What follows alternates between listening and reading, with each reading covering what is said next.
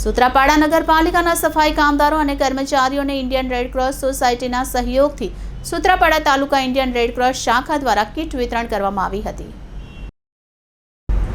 આજરોજ Indian Red Cross સોસાયટીના સહયોગથી સૂત્રાપાડા તાલુકા ઇન્ડિયન રેડક્રોસ શાખાના પ્રમુખ અજયભાઈ બારડ, ગીર સોમનાથ જિલ્લાના ભાજપ પાર્ટીના મહામંત્રી દિલીપભાઈ બારડ, સૂત્રાપાડા નગરપાલિકાના ચીફ ઓફિસર ચેતનભાઈ ડુંડિયાના અધ્યક્ષ સ્થાને સૂત્રાપાડા નગરપાલિકાના તમામ સફાઈ કામદારો અને કર્મચારીઓને કીટ વિતરણ કરવામાં આવ્યું હતું।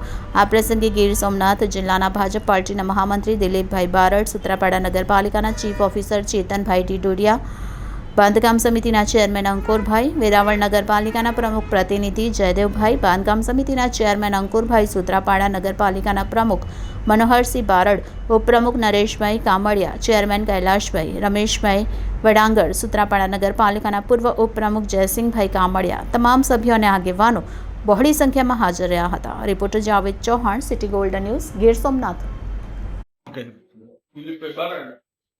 મહામંત્રી ગીર સોમનાથ જિલ્લા ભારતીય જનતા પાર્ટી।